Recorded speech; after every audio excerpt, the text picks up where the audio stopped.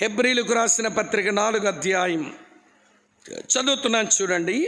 ఇలా వ్రాసి ఉంది 2వ వచనం. వారికి ప్రకటించబడినట్లు మనకును సువార్త ప్రకటించబడెను గాని వారు వినిన వారితో విశ్వాసము గలవారే కలిసి ఉండలేదు గనుక విన్న వాక్యము వారికి నిష్ప్రయోజనమైనదాయను. అమ్మ వింటున్నారా?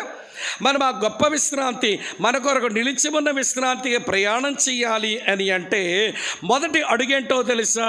నువ్వు విన్న వాక్యమునకు నీ విశ్వాసమును జోడించాలి. Mix your faith with word of God. నువ్వు విన్న వాక్యమునకు నీ విశ్వాసమును జోడించు. ప్రియులారా, ఈ వచనములో భక్తుడు అంటున్నాడు, వారికి ప్రకటించబడినట్లు మనకును ప్రకటించబడిన సువార్త అన్నాడు. ఎవరండి వారంటే వారే ఇశ్రాయేలీలు. వారికి దేవుడు సువార్తను ప్రకటింపజేశాడు. ఎవరి ద్వారా అని అంటారా? మోషే ద్వారా, అహరోను ద్వారా దేవుడు సువార్తను ప్రకటింపజేశాడు. కానాను అనే ఒక తాత్కాలికమైన విశ్రాంతి ఉంది మీ ముందు. కనాను అనబడిన ఒక తాత్కాలికమైన విశ్రాంతి ఉంది మీ ముందు.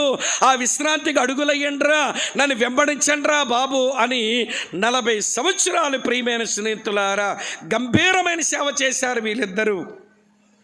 దేవుడు ఏదైనా సువార్త చెబితే మోషే ప్రజలకు చెప్పేస్తున్నాడు. దేవుడు ఏదైనా అహరోనుకి చెప్పింది ఉంటే అహరోను కూడా చెప్పేస్తున్నాడు. కనుక వారికి సువార్త ప్రకటించబడింది. కానీ వారు విన్న వాక్యానికి తమ విశ్వాసమును జోడించలేదు. వారు వాక్యమైతే విన్నారు కానీ విశ్వాసము జోడించలేదు. అందుకని ఆ తాత్కాలిక విశ్రాంతి అనబడిన కనానుకు చేరుకోకుండానే వారు అరణ్యములో శవాలుగా రాలిపోయారు. ఇది మీకు తెలియని విషయం కాదు. కాబట్టి అక్క, చెల్లి, తమ్ముడు, అన్న, ఈరోజు మన ముందు దేవుడు విశ్రాంతి నిలిపి ఉంచాడు. ఆ విశ్రాంతిలో నీకు అడుగు పెట్టాలి అని అంటే విన్న వాక్యమునకు మన విశ్వాసమును జోడించాలి. ఎట్లా అండి? విన్న వాక్యానికి విశ్వాసం జోడించడం అంటే ఎట్లా? నేను మీకు చూపిస్తాను. అందరూ లూకాసు వార్త తెరిచిపెట్టుకోండి. లూకాసు వార్త అందరూ తెరిచిపెట్టుకోండి. నేను మీకు వివరణ ఇస్తాను. విన్న వాక్యానికి విశ్వాసం జోడించడం అంటే ఎలా ఉంటుందో చదువుతున్నాను రండి ప్రియులారా. లూకాసు వార్త 1వ అధ్యాయం. లూకాసు వార్త 1వ అధ్యాయం 38వ వచనం ఇలా రాసి ఉంది. అందుకు మరియా, ఇదిగో ప్రభుదాసురాలను, నీ మాట చెప్పున నాకు జరుగునుగాక అనెను. నీ మాట చెప్పున నాకు జరుగునుగాక అనెను. ప్రభునందు ప్రియ సహోదర సహోదరులారా వినండి. ఏమంటే మరియ దగ్గరకు వచ్చి దేవదూత సువార్త ప్రకటించాడు. అమ్మా, దేవుడు చెప్పిన ఏ మాట అయినా కూడా నిరర్ధకం కానేరదు తల్లి. నువ్వు దేవుని మాట విశ్వాసం ఉంచు.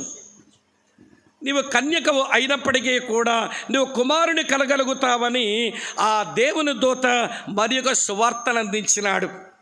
ఇప్పుడు మరియ సువార్త వినింది. దానికి తన విశ్వాసం ఎలా కలిపిందో చూడండి. అందుకు మరియ, ఇదిగో ప్రభుదాసురాలను, నీ మాట చెప్పున నాకు జరుగునుగాక. నీ మాట చెప్పున నాకు జరుగునుగాక. నిందొస్తే రాని, నాకు జరిగిన ప్రధానం బ్రేక్ అయిపోతే బ్రేక్ అయిపోని, నా జీవితం అవమాన పాలైతే అయిపోని, ఇది దేవుడు సెలవిచ్చిన మాట అంటున్నావు గనక ఇదిగో నీ మాట చెప్పున నాకు జరుగునుగాక. ఆమె విన్న వాక్యానికి తన విశ్వాసమును జోడించి విధేయత కనపరుస్తుంది. అదే విశ్వాసం జోడించడం అంటే. ఇప్పుడు మీకు మాట చెప్తాను. అప్పుడప్పుడు ఇలాంటి సమావేశాల్లో, అలాగనే ఆదివారం మందిరాల్లో మీరు వాక్యం వినడానికి వచ్చినప్పుడు దేవుని సేవకులు వాక్యం చెప్పే ఉంటారు, మీరు వినే ఉంటారు. మీరు వాక్యం విన్న తర్వాత, ప్రభువా ఈ వాక్యము నా జీవితములోకి వచ్చునుగాక, నేను అది నెరవేరుస్తానని ఎప్పుడైనా ప్రార్థన చేసుకుని వెళ్ళావా? ఇలాంటివి ఎన్ని వినలేదులండి. ఏంటమ్మా ఇలాంటివి ఎన్ని వినలేదులండి? ఇదొక మాయిదారు రోగం. మరికొంతమందికి ఉన్న మాయిదారు రోగం ఏంటనంటే, ఇది మాకు తెలియదా? పోరు తెలిస్తే ఏం విధేయత చూపావు, దాని మీద ఏం విశ్వాసం ఉంచావు, ఏమి నువ్వు లోబడ్డావంటే మళ్ళీ అదే ఉండదు. కానీ ఇది మాకు తెలుసు, అది మాకు తెలుసు. ఈ రోజున క్రైస్తవ్యానికి పట్టిన ఒక ప్రమాదం ఏంటో చెప్పమంటారా? ఒక ప్రమాదం ఏంటో ఫెమిలియారిటీ. అన్నీ మాకు తెలుసు అనుకునే దౌర్భాగ్యం. క్రైస్తవ్యానికి పట్టిన మరో ప్రమాదం ఏంటో చెప్పమంటారా? ఫెమిలియారిటీ ఎంత ప్రమాదమో క్యాజువాలిటీ అంతే ప్రమాదం. క్యాజువాలిటీ అంటే ఇదెంత, నాలుగు మడదేసి అంటాడండి వీడు, ఇదంతా ఏదో పెద్ద పాటించేసినట్టు నెరవేర్చినట్లు. ఏంటి నాలుగు మడతట్టే ఇదంతా అంటున్నావు, ఇది మాకు తెలియదా? ఇదెంత? క్యాజువాలిటీ, ఫెమిలియారిటీ, ఈ రెండే ప్రమాదం. అందుకనే విన్న వాక్యాన్ని ధ్యానం చేసుకొని ఇది నా జీవితంలోకి రావాలని తపన చచ్చిపోయిందండి మన దగ్గర. అమ్మ వింటున్నారా? మా దగ్గర ఒక సేవకుడు వస్తాడు. ఆయన ఎప్పుడు ఆయన చెప్పే మాట భలే ఆశ్చర్యం అనిపించింది నాకు. ఆయన పక్కనే ఉండి నేనే తర్జుమా చేశాను ఆయనకి. ఆయన అంటాడు, నేను ఎప్పుడు యోహాను సువార్త 3:16 చదివినా ఇప్పుడే మొట్టమొదటి చదువుతున్నాను. దీంట్లోంచి దేవుడు ఏం మాట్లాడతాడా, నేనేం విధేయత చూపాలని వెతుకుతాను ఈ వచనమన్నాడు. యోహాను 3:16 తెలియదా? దేవుడు లోకమును ఎంతో ప్రేమించెను చెప్పండి, కాగా తన అద్వితీయ కుమారునిగా పుట్టిన వాని యందు విశ్వాసముంచువాడు నశింపగా నిత్య జీవం పొందినట్లు ఆయన అనుగ్రహించిన టరడరడా చెప్పమంటే చెప్తా. ఆ వచ్చిన దగ్గరకు వచ్చేసరికి ఇది మనకు తెలిసిన వచ్చినమే కదా. ఎన్ని ప్రసంగాలు వచ్చినాయి, దాంట్లోంచి దేవుడు నీకు ఇచ్చాడు, ఎన్ని సందేశాలు దేవుడు ఇచ్చాడు, ఎన్నిసార్లు వచనంలోంచి మాట్లాడాడు అంటే, ఎప్పుడో ఆ వచనంలో ఒక సందేశం విన్నాను, కొన్ని తలంపులు నేర్చుకున్నాను. కానీ 10 సార్లు చదివినప్పుడు ఏముంటుందండి అందులో? ఫెమిలియారిటీ, క్యాజువాలిటీ, ఉదాసీన వైఖరి, అన్నీ తెలుసుకు నాకు అనే తత్వం ఈ రోజున ప్రియులారా మన విన్న వాక్యానికి విశ్వాసం జోడించేలాగా మనకు చేయడం లేదు. ఆ కారణం చేత మన దీవెనలకే దూరం అవుతున్నాం. ఏమి దీవెనలో తర్వాత చెప్తాను రండి. మొదటి అనుభవం మరియమ్మ గారి అనుభవం. ఆమె ఏమంటుందో తెలుసా? నీ మాట చెప్పున నాకు జరుగునుగాక. నేను వాక్యం విన్నాను, ఆ ప్రకారమే జరుగునుగాక. లూకాసు వార్త 5వ అధ్యాయానికి రండి. లూకాసు వార్త 5వ అధ్యాయానికి రండి.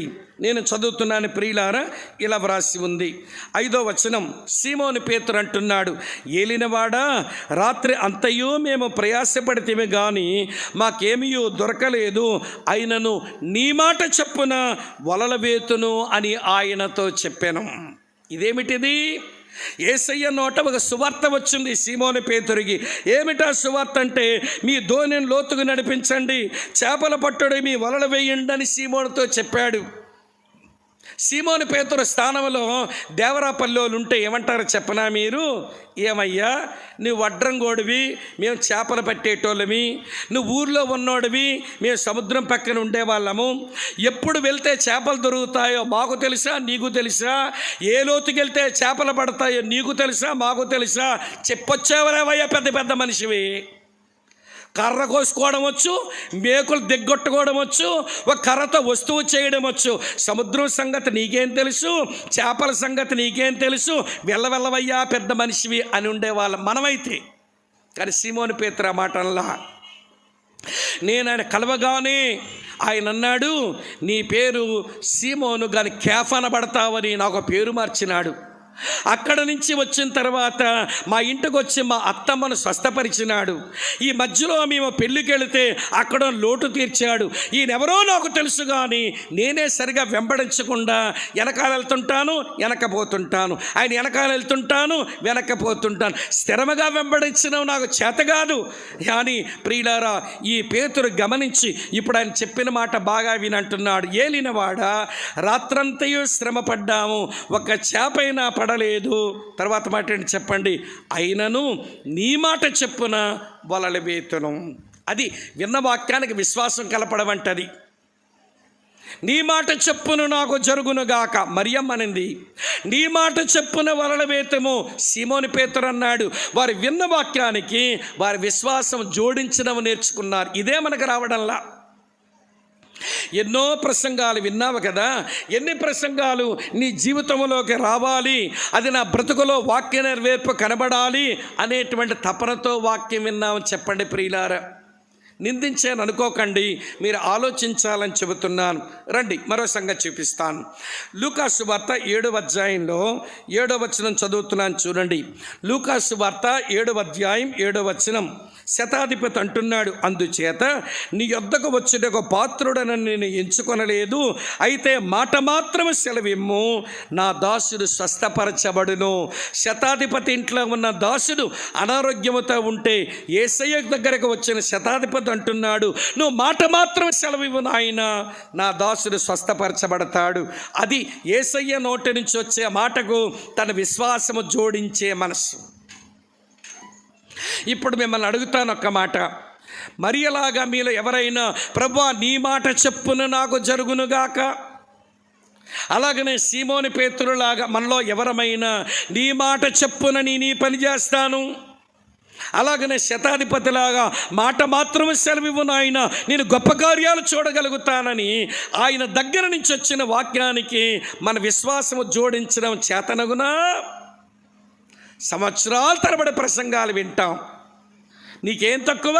బోల్డ్ అనే ప్రసంగాలు. అందులోకి యూట్యూబ్లు వచ్చిన తర్వాత, సోషల్ మీడియా వచ్చిన తర్వాత అయ్య బాబోయ్ ప్రసంగాలకి ఏం తక్కువ కాదు. కానీ వాక్యాలు వినటమే వచ్చు, కానీ దానికి విశ్వాసం జోడించడమే రావడం లేదు.